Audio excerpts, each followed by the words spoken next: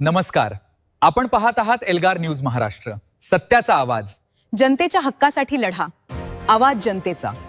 मालती नेमिनाथ चौगुले कन्याशाळेत रंगली मतांची कुस्ती, सृष्टी माळीने मारली बाजी। आरग येथील मालती नेमिनाथ चौगुले कन्याशाळा व उच्च माध्यमिक विद्यालयात शुक्रवार दिनांक 8 ऑगस्ट रोजी शालेय विद्यार्थिनी प्रतिनिधी निवडीसाठी पार पडलेल्या निवडणुकीत वातावरणात मोठी धामधूम पाहायला मिळाली। गावात निवडणुकीच्या वेळी जशी उत्सुकता आणि ईर्ष्या असते तसाच माहोल शाळेतही पाहायला मिळाला। या चुरशीच्या लढतीत कुमारी सृष्टी दत्तात्रय माळी हिने बाजी मारत शाळेचा मुख्यमंत्री विद्यार्थी प्रतिनिधी होण्याचा मान पटकावला।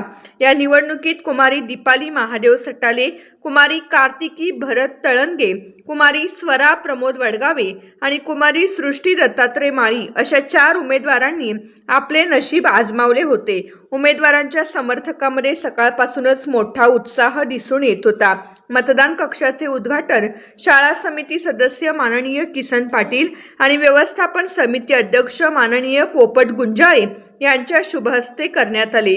निवडणुकीचे कामकाज सुरळीत पार पाडण्यासाठी केंद्राध्यक्ष कुमारी अनुजा कुंभार यांच्यासह अधिकारी कुमारी ऋतुजा कोडोले, कुमारी श्रावणी कोरबू व कुमारी अस्मिता नाईक यांनी जबाबदारी सांभाळली। तसेच कुमारी आरती पवार, कुमारी तनुजा कोडोले, कुमारी वेदिका तळंगे व कुमारी श्रुतिका पाटील यांनी आदर्श स्वयंसेवक म्हणून सहकार्य केले।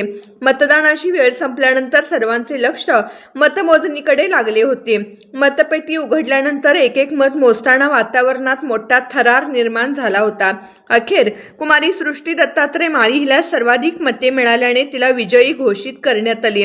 निकाल जाहीर होताच सृष्टीच्या समर्थकांनी एकच जल्लोष केला। विजयी उमेदवार सृष्टी माळी हिचे मुख्याध्यापिका सौ कुंभार मॅडम व उपस्थित मान्यवरांच्या हस्ते अभिनंदन करण्यात आले।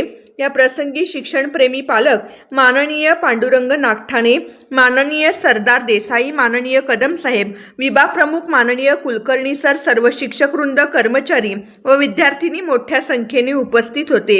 या उपक्रमामुळे विद्यार्थिनींना केवळ मतदानाचा प्रत्यक्ष अनुभवच मिळाला नाही तर लोकशाही, नेतृत्व शिस्त आणि जबाबदारीचे धडेही मिळाले।